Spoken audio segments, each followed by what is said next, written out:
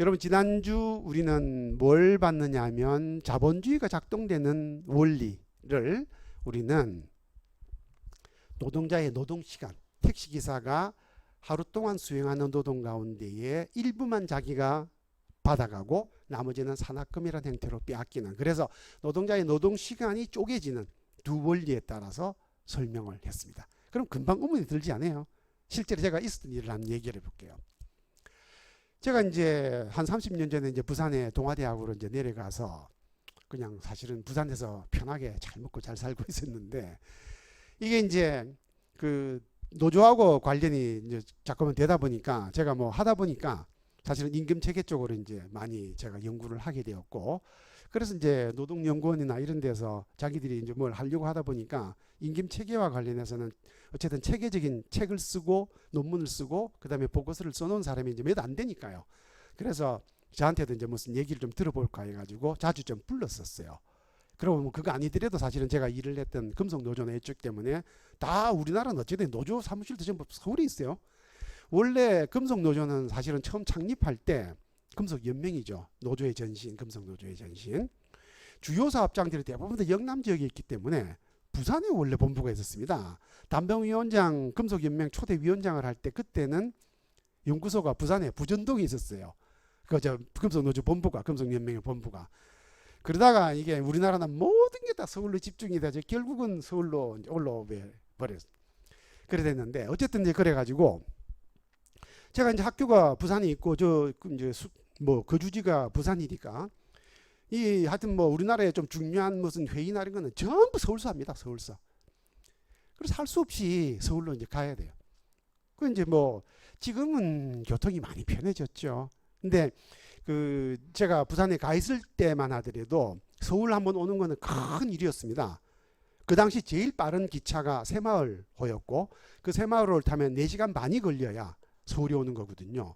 그러니까 그 새마을호를 타기 위해서 집에서 벌써 1시간 전에는 나가야 될 거고, 그죠? 그 다음에 새마을호를 나중에 내가 타고 돌아올 때도 새마을호 내려가지고 또 하는데까지 가려는데 또 1시간 걸릴 거 아닙니까? 그러니까 이게 한번 움직였다 그러면 6시간에서 7시간이 걸리니까 하루 만에 서울에서 일을 보고 오는 것은 굉장히 어려웠습니다. 더더구나 통금도 옛날에 있었으니까요. 그러다가 이제 이게 어떻게든 조금씩 이제 나아지기는 시작했지만 어쨌든 그 옛날입니다. 그 옛날에 서울에서 회의를 하는데 아이 이제 모이는 사람들이 대부분 다 교수들이라 다 지대로 바쁘지, 다들 먹고 사는 게. 아이 이제 서울 인간들이 자기들 편하자고, 왜냐하면은 나중에 저녁에까지 일을 할 수는 없다고 생각을 해서 낮 동안에 모든 일을 끝내야 되니까, 그래가지고 이제 아침에 특히 이제 그 아주 버릇이 나쁜 인간들이 관료들입니다. 관료들. 이 인간들이 대부분 다 돈을 쥐고 있기 때문에 이 사람들이 자기가 원하는 대로 보통 해야 돼요. 그래서 그 친구들이 지 편한 일정으로 아침에 10시에 회의를 떡 잡네. 그러면 내가 여의도까지 아침 10시에 부산에서 어떻게 옵니까? 그래서 이제 할 수 없이 그때는 이제 비행기가 지금보다 훨씬 많이 댕겼어요. 이제 교통이 불편했으니까. 그래서 제가 이제 집이 부산에 해운대에 있기 때문에 해운대에서 부산 김해공항까지는 아침에 총알택시 비슷한 걸 타도 한 35분에서 40분 걸리거든요. 그러니까 새벽같이 이제 나왔어요. 집에서.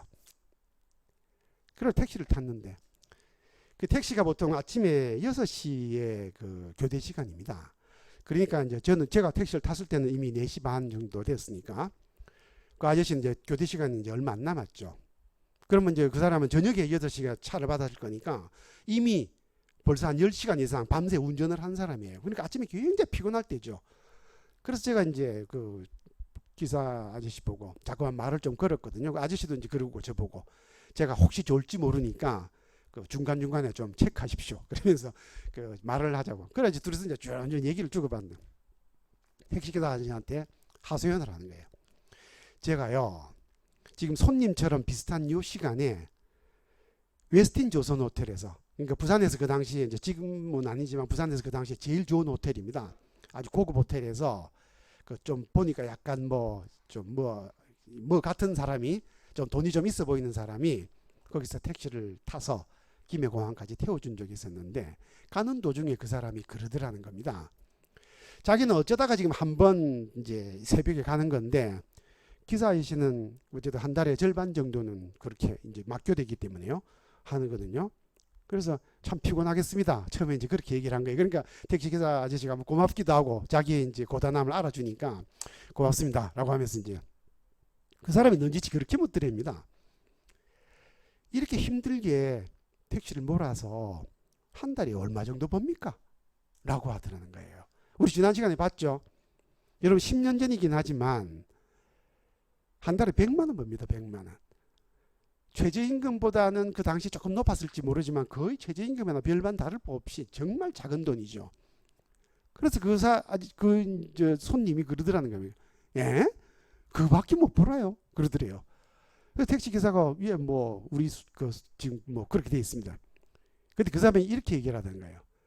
아니 꼴랑 그거 보려고 지금 이 고생을 하고 있어요. 당장 떼부치우세요. 그러더라는 겁니다. 택시기사 아저씨 어땠을까요? 내가 그러면은 그 돈이 작다는 걸 몰라서 내가 떼어 치우고 싶은 마음이 없어서 운전대를 내가 잡고 있겠냐는 거죠. 자, 여러분들 노동자들은 자기 봉급이 많다고 느끼는 사람이 전체 노동자 가운데 10%가 될까요?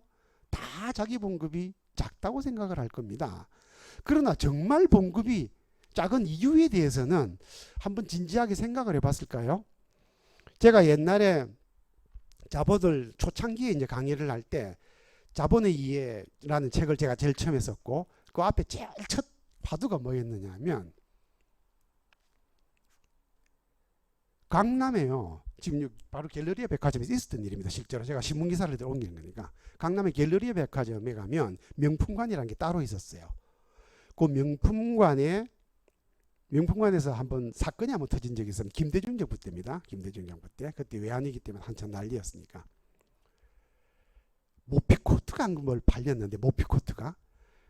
여러분 그러니까 이게 1998년인 거죠. 97년에 IMF 터졌고 김대중 대통령 98년에 이제 대통령직을 수행을 했으니까요.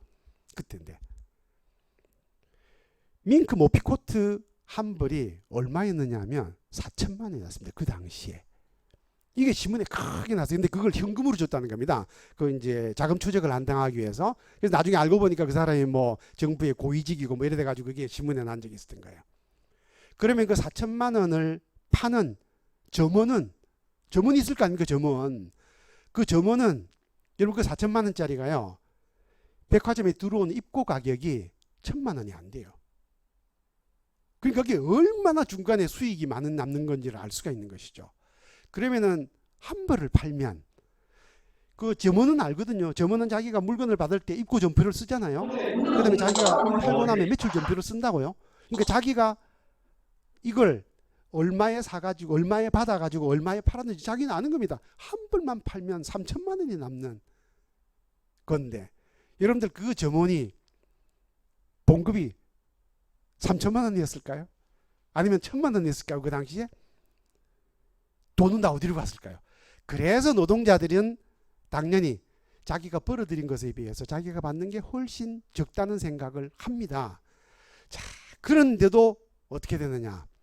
그런데도 자기가 벌어주는 것에 비해서 받는 것도 형편없이 쥐꼬리라는 것을 알면서도 또 한 가지 해고라는 위협에 끊임없이 시달리고 그 해고를 빌미로 하는 자본가들의 갑질에 또 시달립니다. 자, 봅시다. 대본질이 같다고 주장합니다. 어렵게 만난 36의 젊은 가장. 정리해보자 명단에 들어가 있다 얼마 전 희망퇴직서를 쓰고 한진을 나왔습니다. 하지만 어느 조선소에서도 정규직으로는 받아주지 않았다고 합니다. 소리에서 그런 조사했습니다. 나도 나더라고요. 사람들에서 만약에 되겠다. 단호하게 한국어 찾아가서 너희들 어떻게 할 것이다. 명예의 인사를 짜놨어. 내가 그 연결해서 얼마나 잘 되는가 봐. 단호하게 얘기하고 싶다. 근데 생각처럼 안 되는 게 현실이다. 퇴직금과 위로금을 합친 5천만 원은 상원 아파트를 나와 집을 구하는 데 쓰고 빚까지 졌습니다. 다행히 하청업체에서 일자리를 구했지만 보수는 훨씬 적어졌다고 합니다. 1,600 정도는 착한 걸 봐야 미래 좋은 것 같은데 예, 똑같은 일을 하는데 예. 노동을 그만뒀어요. 그 회사 입장에서는 하청을 주는 게 훨씬 일이 좀, 예, 장난이 한 사람이 이렇게 참여를 바뀌는 누가 쉬냐 않습니까? 동료들을 해고자로 남겨두고 희망퇴직서를 쓰던 날 정호 씨는 지금도 그날을 잊지 못합니다. 회사 마지막으로 나올 때 어떤 얘기를 해주시나요? 죽죠. 말을 표현 못하는 그때 계시면 엄청 울었어요.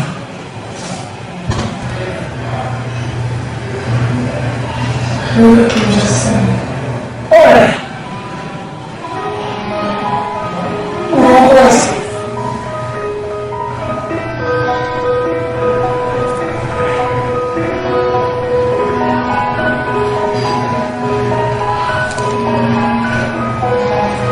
이렇게 알는데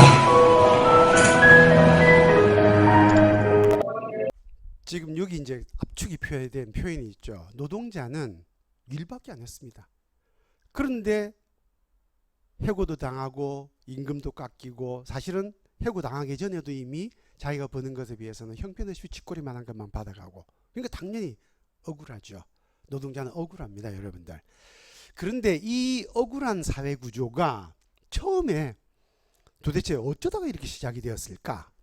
자, 깨미는 왜 자신의 노동을 자본가에게 넘겨주느냐? 그래서 자본주의의 첫 출발점, 도대체 이런 자본주의가 되기 전에 처음에 어디서 시작을 했느냐는 겁니다. 여러분, 막스는 우리가 첫 시간에 했던 그 방법론에서 사물을 생각할 때 항상 그 사물에는 원인이 있다는 것을 잊지 마라. 그런데 그 원인을 추적하는 방법은 그 원인이 처음 시작할 때 어딘가 발원점이 있다는 겁니다. 처음 시작할 때. 그래서 막스의 이 방법론을 그 시간적인 연원을 거슬러 올라가는 것, 그래서 역사적 유물론이라고 이제 부르는 겁니다. 역사적이라는 이름을 붙이는 이유는 바로 거기에 이제 이유가 있는 것이죠.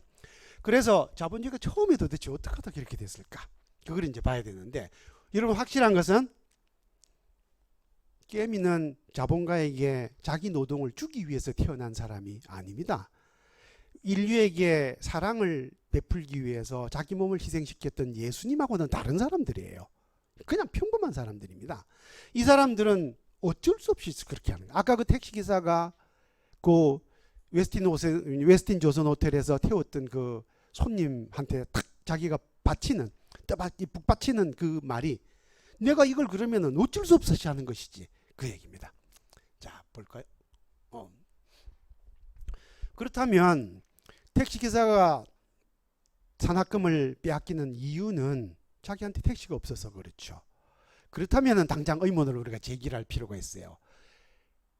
처음부터 택시기사는 처음부터 택시를 못 가졌을까? 처음부터. 자본주의 이전에 그걸 이제 생산수단이라고 그러는데, 노동자가 이제 노동을 할 대상, 이제 그걸 생산수단이라고 그러는데, 그게 이제 택시기사는 택시죠. 여러분들에게는 병원과 의료기구일 테고요. 그런데 자본주의 이전에 생산수단을 그때는 어떻게 돼 있었을까? 여러분, 자본주의 이전에는요, 개인이 생산수단을 갖는 것이 없었습니다. 용납이 되지 않았어요. 모든 사람들은 공동체 단위로 먹고 살았고, 그 공동체 단위 안에서는 개인의 소유라고 하는 것은 뭐 희미하게 전혀 없는 건 아니었지만 별로 의미가 없었고 절대적인 것이 아니었어요. 그래서 내 몸에서 나는 젖조차도 심청이는 동네 아줌마들한테 젖을 얻어 먹습니다. 여러분, 요즘 어린애는 자기 돈 없으면 애는 굶어 죽습니다. 당연히 누가 젖을 줘요? 누가 분유를 주며. 그렇죠? 그때는 공동 소유였고 모든 사람들이 나눠, 이 일반적이었습니다. 사실은 제가 고등학교 다니고 중학교를 다닐 때 제가 그 시골 주변에 친구들 집에 가보면, 시골 집에 가보면 문을 걸어 잠근 집이 아무도 없었어요. 그리고 아무 집에 들어가서도 그냥 그 집에 남아있는 부엌에 들어가서 그 집에 남아있는 밥이 있으면 그 밥을 먹는다고 해서 아무도 뭐라고 하지 않았습니다. 심지어는 이제 밭에 나가가지고 물어봐도 돼요. 일하고 있는 할아버지 할머니들 또는 뭐 어머님 아버님들한테 그 내 친구가 가가지고 저희 아버님 못 보셨습니까? 저희 어머님. 그러니까 너거 오늘 그 어디 뭐 일이 있어 가지고 저기 농협 갔다더라. 그러시는 거예요. 그러면은 밥을 못 먹었는데 친구하고 어떡하면 줘요? 그러니까 그 밭에서 일하시던 분이 우리 집에 가봐라. 부엌에 가면 있다. 그랬었어요. 나누는 것 아무렇지도 않았거든요. 여러분 바로 그 문화를 그대로 보여주는 증거가 뭐냐면 우리나라 지금 안동에 우리나라 유일하게 남아 있는 마을 공동체의 가장 완벽한 이제 대표적인 거 화해마을이요. 화해마을에 가면 이런 걸 볼 수가 있어요. 이게 어디 있는지 혹시 궁금해하실 분들을 위해서 제가 알려드리면 화해마을에 가면 탤런트를 하던 유시온이라는 사람이 있는데 그분이 큰 그 집이 있어요. 거기에 탤런트 유시온 씨의 집에서 아주 가까운 부잣집입니다. 약간 거기에 골목길이 한 서너 개 정도가 있는데 제일 외진 골목길 안으로 들어가면 좀 약간 큰 집이 하나가 있고 그 앞에 여기 있어요. 이게 뭐냐면 이 크기가 딱 사람 주먹이 들어가는 크기예요. 그래서 주먹을 탁 집어넣으면 요 뒤에 뭐가 있느냐, 쌀바가지가 있었습니다. 쌀바가지. 오늘 아침에 내가 밥을 하려고 이제 어머님이 밥을 하려고 부엌에서 보니까 우리 집에 쌀이 떨어졌어.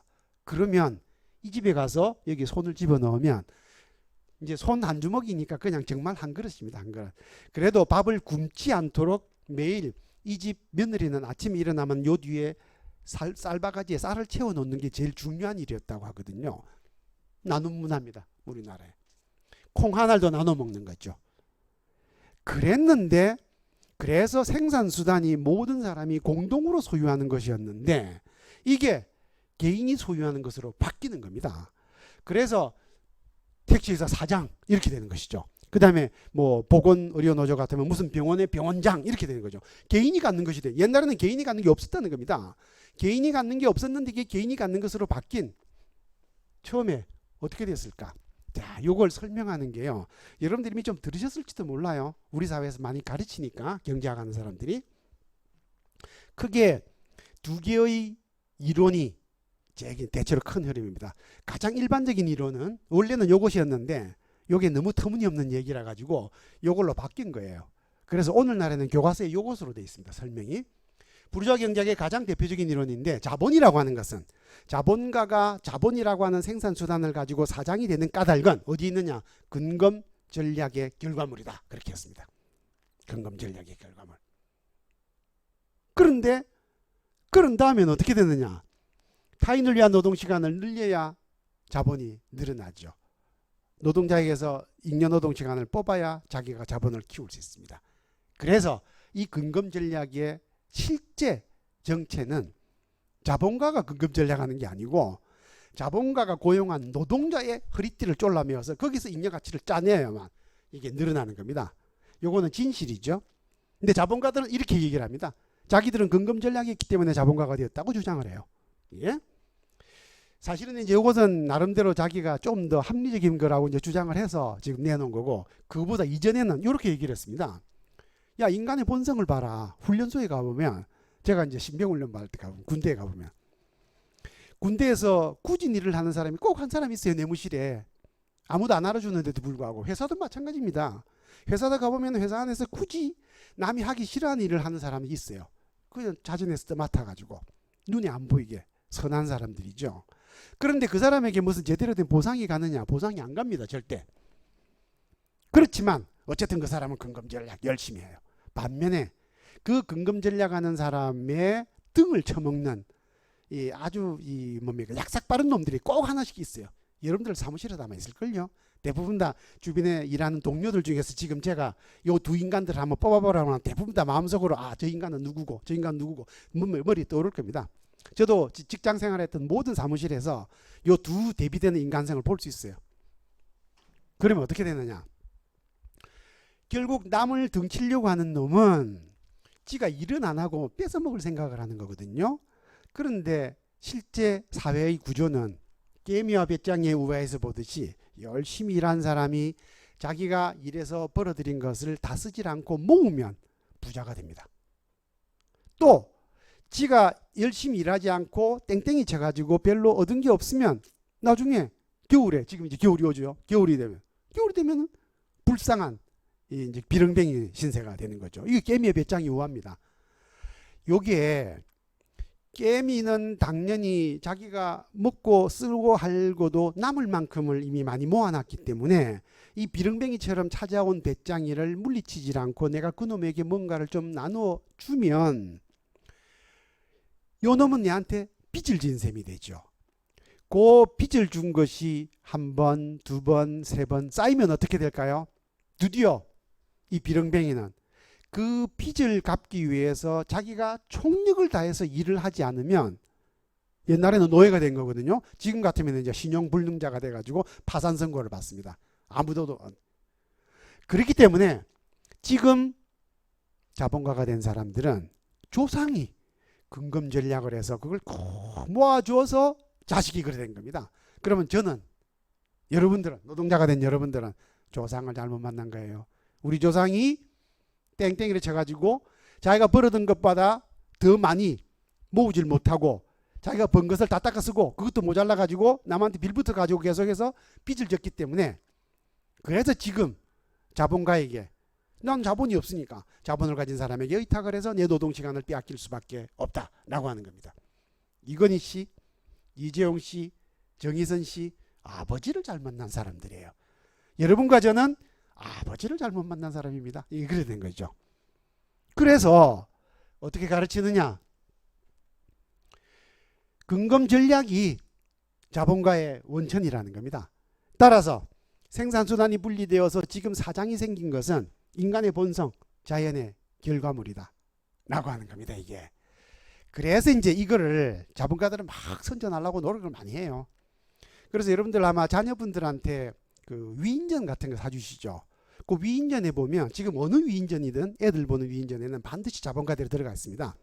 보통 이제 많이 들어가 있는 사람이 앤드류 카네기, 그 다음에 헨리 포드, 뭐 이런 친구들이죠. 그 다음에 록펠러, 이런 사람들이 많이 들어가 있는데, 그 자본가들의 위인전, 부자가 된 사람들의 위인전을 전부 보면 공통된 특징이 이 사람들이 얼마나 어릴 때 그리고 자라고 나서 근검 전략하면서 생활을 했는지를 강조하는 겁니다.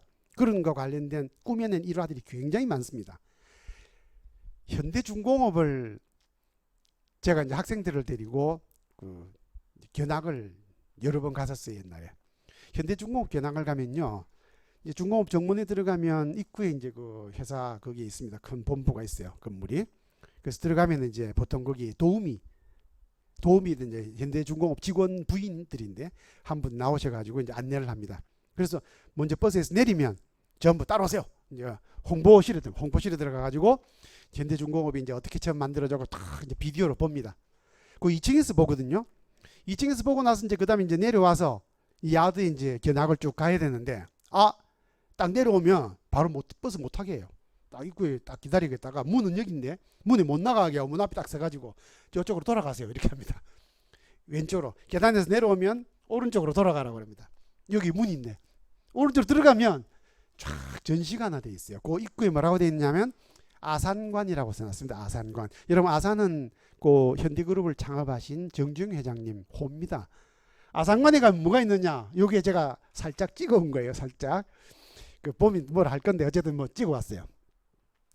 현대중공업 아산관의 정주영 회장님의 유품인데, 여기 어떤 것이 있느냐?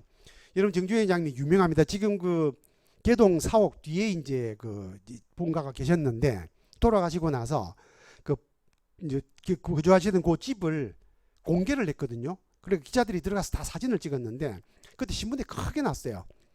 정 회장님 집에 들어갔더니 우리나라 그 당시에 현대그룹은 삼성그룹하고 그야말로 뭐 쌍벽을 겨루는 비카비카일 정도였으니까, 그 뒤에 이제 각각 두 개가 다 분할이 되면서 삼성전자가 제일 커지고 현대는 상대적으로 이제 2위 그룹이 되긴 했지만 그때는 거의 같았어요. 우리나라에서 최고 가는 부자인데 그 부자가 사는 안방에, 여기 안방입니다. 갔더니 텔레비전이, 그 당시에 삼성을 따라잡기 위해서 정주영 회장이 현대전자를 만들었거든요. 나중에 여기에 뭐 구조조정을 하면서 여기 SK에 팔려가지고 지금 SK하이닉스지만, 현대전자 전자회사를 가진 그룹 회장님 안방에 텔레비전이, 이런 텔레비전이 있었던 겁니다. 이거는 제가 대학 때 하숙집에서 보던 거예요. 하숙집에서. 뭐 그래서 수십 년이 지난 낡아 빠진 텔레비전을 그대로 보고 계셨고, 낡아 빠진 재봉틀을 그대로 쓰시고, 낡아 빠진 장롱에다가 이불도 옛날 아주 오색 찬련한 그 옛날 이불로 가지고 이렇게 얼마나 근검 전략하셨느냐. 이걸 그때 막 대서특필. 그거를 이제 분이 안 차니까 정몽준 씨가 이거 안 되겠다. 좀 더 본격적으로. 그래가지고 이제 아버님 안방만 공개한 게 아니라 아버님이 신던 신발, 그 다음에 가방도 있어요. 이 가방은 어디로 가고 없네. 가방은 다 못 찍어가지고 제가 가방도 있고 뭐 다 전부 나가 빠진 것들입니다. 이거 뭐 근면을 상징하는 달아 빠진 구두, 자수성가를 상징하는 쌀 배달자, 자본가는 자신의 근검 전략을 통해서 자신의 힘으로 자본가가 됐다. 그 얘기입니다.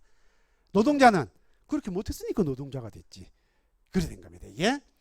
그래서 자본가들은 그렇게 가르치는데, 자, 이 얘기의 진위에 대해서 우리가 한번 생각을 해보자는 겁니다. 여러분이나 저나 IQ가 두 자릿수는 넘잖아요.